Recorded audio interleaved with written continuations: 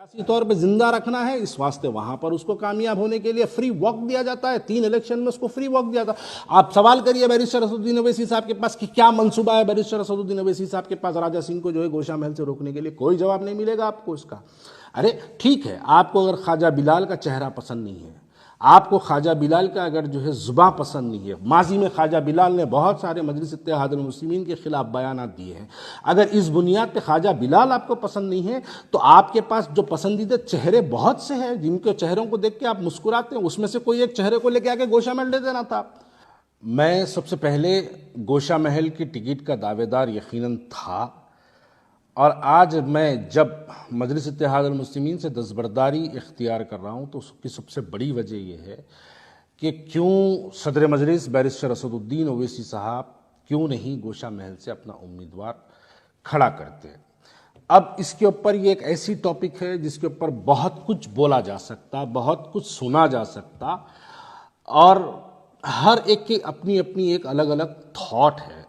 लेकिन मैं आज इस बात को यहाँ पर क्लियर कभी करना चाहता हूँ कि गोशा महल के अंदर, गोशा महल असेंबली कॉन्स्टिट्यूंसी के अंदर टोटल वहाँ पर मुसलमानों की तादाद 79,000 यानी करीब 80,000 की लिस्ट अक्टूबर के महीने में जारी की गई थी।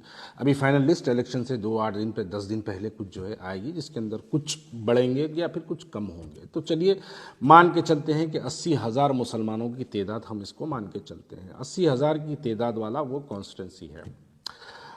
दूसरी बात मैं यहाँ पर यह भी वाजे कर देना चाहता हूँ कि अगर हम माजी में हमारे इंतखाबात को अगर देखेंगे तो मलकपेट जो कॉन्स्टिट्यूंसी है, जहाँ से अहमद बिन अब्दुल्ला बलाला जो पहली मरतबा 2009 में वहाँ से कामयाब हुए थे, वो सिर्फ़ और सिर्फ वो 30,000 वोट लेके कामयाब हुए थे। बाइकल्ला से वारिस पठान जो पहली मरतबा 2014 के इंतखाबात में कामयाब हुए थे, 25,000 वोट लेके MLA बन गए थे। बलाला साहब मैं समझता हूँ 30,800 कुछ वोट थे, वो लेके जो है वो MLA बन गए थे। जो कॉन्स्टिट्यूंसी में 80,000 मुसलमान हमारे हैं, उस 80,000 मुसलमानों की कॉन्स्टिट्यूंसी में हम अपना कैंडिडेट क्यों नहीं खड़ा करते। यहाँ पर मैं पूछना ये चाहता हूँ, मजलिस इत्तेहादुल मुस्लिमीन की फाइनल लिस्ट आ चुकी है। मजलिस इत्तेहादुल मुस्लिमीन जुबली हिल्स से भी जो है अपना एक उम्मीदवार खड़ा करी है, राजेंद्र नगर से भी एक अपना उम्मीदवार खड़ा करी है।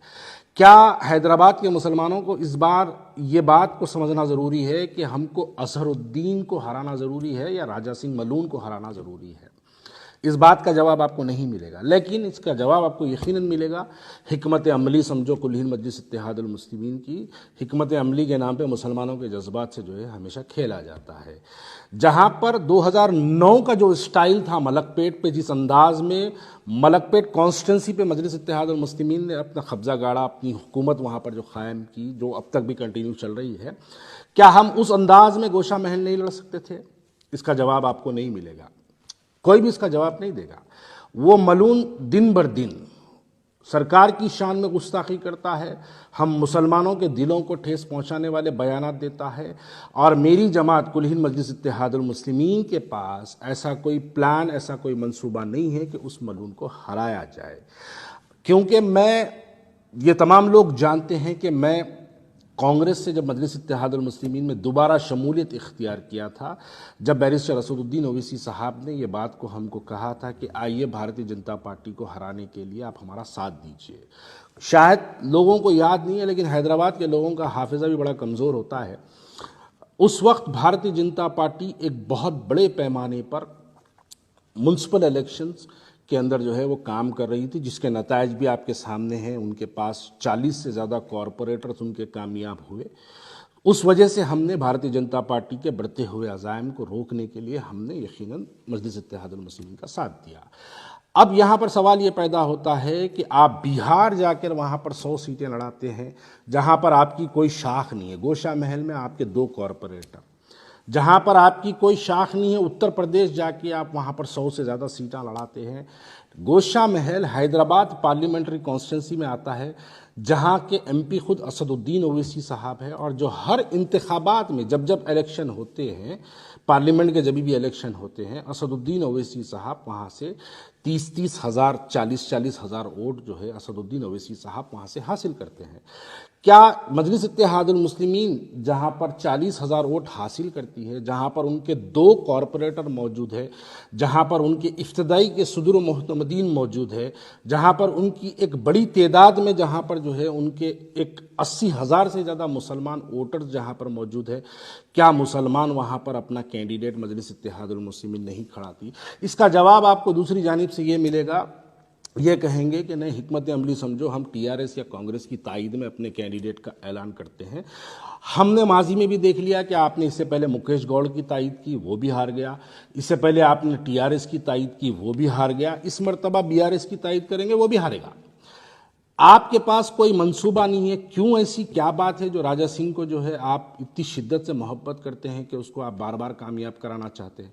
अब मैं वाज़े तौर पे कह दूं, आने वाले पार्लियामेंट इलेक्शन में आप देख लीजिए, उस मलून को भारतीय जनता पार्टी का कैंडिडेट बनाया जाएगा पार्लियामेंट इलेक्शंस के लिए हैदराबाद के। जैसे ही वो कैंडिडेट बनेगा, ये तमाम जितनी शिकायतें हैं आपके मेरे जैसे लोगों को, जितने भी लोगों को जो है नाराज़गियाँ हैं, ये तमाम नाराज़गियों को बुलाया जाएगा और फौरी इस मलून को ला के आपके सामने खड़ा कर दिया जाएगा। हैदराबाद के मुसलमान जज्बाती नारे लगाते हुए निकलेंगे अपने मकानों से, भारी अक्सरियत से मजलिस इत्तेहादुल मुस्लिमीन को कामयाब कर दी। इस वजह से मजलिस इत्तेहादुल मुस्लिमीन हमेशा एक ऐसे फ़िरका परस्त चेहरे को हैदराबाद के अंदर सियासी तौर पर जिंदा रखती है। आप अगर उसकी तारीख देखेंगे तो वो बदमबाल रेड्डी की शक्ल में कभी जिंदा रहा, कभी आले नरेंद्र की शक्ल में जिंदा रहा, कभी इस मलून की शक्ल में जिंदा रहा, कभी बंडारू दत्तात्रेय की शक्ल में जिंदा रहा, कभी किशन रेड्डी की शक्ल में जिंदा रहा। तो ये हमेशा इस तरीके से मजलिस इत्तेहादुल मुस्लिमीन एक अपने फ़िरका परस्त चेहरे को जिंदा रखती है। अरे हमने बाइतल्ला के अंदर, महाराष्ट्र के जब इलेक्शन हुए, बाइकल्ला के अंदर 25,000 वोट लेके हैदराबाद, 25,000 वोट लेके बाइकल्ला से वारिस पठान वहां से जो है एमएलए मुंतखब हो गया। मलकपेट को जब आप देखेंगे, मलकपेट के अंदर 30,000 वोट लेके अहमद बिन अब्दुल्ला बलाला पहली मरतबा एमएलए बन गए। जाहिर सी बात है, बनने के बाद अपनी कारकर्दगी करेंगे, वहाँ पर मुसलमानों के वोटों की तादाद बढ़ाने का काम करेंगे। अरे हम लड़ेंगे ही नहीं तो हम जीतेंगे कैकू? फिर वो काशीराम का नारा कहाँ गया बैरिस्टर असदुद्दीन अवैसी साहब के, पहली बार लड़ेंगे, दूसरी बार हराएंगे, तीसरी बार जीतेंगे? वो नारा क्या सिर्फ बिहार, उत्तर प्रदेश और महाराष्ट्र के लिए है? क्या वो नारा इनके लिए, गोशा महल के लिए नहीं बनता? ये बातें समझ के बाहर है। जब हम ऐसी सवाल करते तो फौरी अब आगे मुनाफिकत का नारा लग जाता, फौरन आगे लोग कहते हैं कि भाग गया, अब जमात छोड़ दिया, टिकट नहीं मिली। अरे मेरे को टिकट मिलो ना मिलो, अगर टिकट की मुझे ख्वाहिश होती तो मैं बैरिस्टर असदुद्दीन अवैसी से याकूतपुरा पूछता। अगर मेरे को एमएलए बनने की ख्वाहिश होती तो मैं बैरिस्टर असदुद्दीन अवैसी से चंद्रान गुप्ता पूछता। अगर मुझे एमएलए बनने की ख्वाहिश होती तो मैं बैरिस्टर असदुद्दीन से चारमीनार पूछता। मैं क्यों बैरिस्टर असदुद्दीन अवैसी साहब से मैंने क्यों गोशा महल पूछा? मैंने उनसे गोशा महल इसलिए पूछा कि उस मलून को उसकी भाषा में, उसकी ज़बान में जिस तरीके से वो हमारे दिलों को तकलीफ पहुंचाता है। सियासी जमहूरियत है, जमहूरियत में हमको मौका मिलता है, मौके के तहत हम जाके उसको उसकी भाषा में ज़बान देते और मुसलमानों के इत्तेहाद का मुजाहरा करके हम उसको बता के आते। लेकिन नहीं, उसको सियासी तौर पे जिंदा रखना है, इस वास्ते वहाँ पर उसको कामयाब होने के लिए फ्री वॉक दिया जाता है। 3 इलेक्शन में उसको फ्री वॉक दिया था। आप सवाल करिए बैरिस्टर असदुद्दीन अवैसी साहब के पास कि क्या मनसूबा है बैरिस्टर असदुद्दीन अवैसी साहब के पास राजा सिंह को जो है गोशा महल से रोकने के लिए? कोई जवाब नहीं मिलेगा आपको उसका।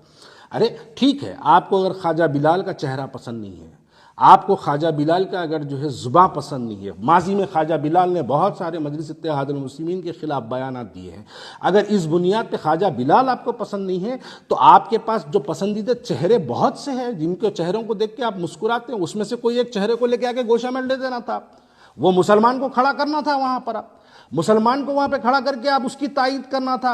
बीआरएस के जो आपके जो ताल्लुकात है, उस ताल्लुकात की बुनियाद पे बीआरएस से आप एक अच्छे से हिंदू कैंडिडेट को लाना था और उसको बोलना था कि तुम मुस्लिम बस्तियों में इंटर मत हो, हिंदू बस्तियों में जाओ, काम करो, उनके वोटों को आप पोलराइज कराना था, जैसा आप करते हैं, जैसा आप फेरोज खान के लिए करते हैं, जैसा नामपल्ली के लिए आप करते हैं, जैसा मलकपेट के लिए आप करते हैं, जैसे याकूतपुरे के अंदर हिंदू वोटों को बाइफिकेट करने के लिए आप काम करते हैं, वैसे ही लेके जाके राजा सिंह के खिलाफ में आप टीआरएस से एक हिंदू कैंडिडेट को वहां पर डलाना था और केटीआर जो आपके मामू भांजे जो भी है, आप उनके जरिए उसको इंस्ट्रक्शंस पास करना था कि मुस्लिम बस्तियों में काम नहीं करना, मुसलमानों की 80% है, तुम जाओ हिंदू बस्तियों में काम करो।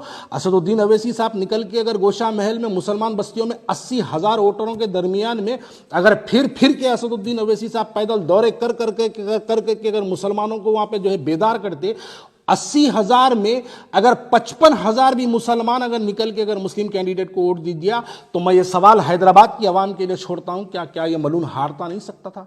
अरे जाती पैसा हम लगा देते, लोगों से चंदा मंग के लेके जाके गोशा महल लड़ा देते अगर आप किसी मुसलमान को देते। मैं अपनी जात के तौर पे, अल्लाह के फजलो करम से चंदे की जरूरत नहीं है, मैं अपनी जात से 2-4-8 करोड़ लगाता, गोशा महल उसके वो मलून के खिलाफ में इलेक्शन लड़ता और ये बताता कि उसको मुसलमानों का इत्तेहाद ये होता है।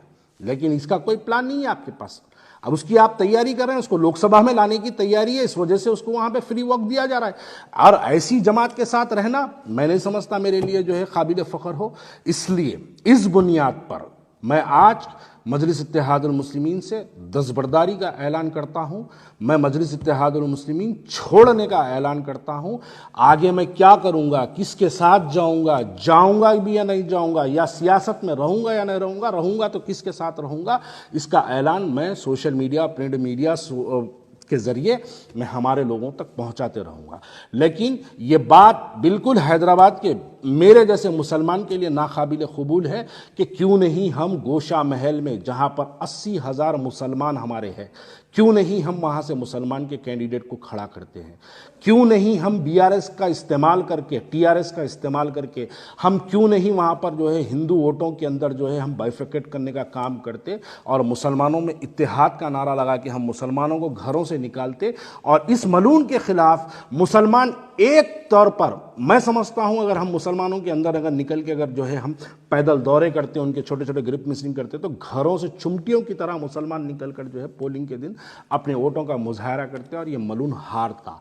आप देखिए कोई पॉलिसी नहीं है मजलिस इत्तेहादुल मुस्लिमीन के पास। एक पॉलिसी बता दीजिए कि राजा सिंह को, मलून को हराने की एक पॉलिसी बता दीजिए। नहीं, उसको सियासी तौर पे जिंदा रखना चाहते हैं। और ऐसी जमात जो इस गुस्ताखे रसूल को जिंदा रखना चाहते हैं, बखुदा ऐसी जमात के साथ मैं रहना मुनासिब नहीं समझता हूं। इसलिए आज मैं कुल मजलिस इत्तेहादुल मुस्लिमीन से अपना दस्तबरदारी का ऐलान करता हूं। शुक्रिया बहुत।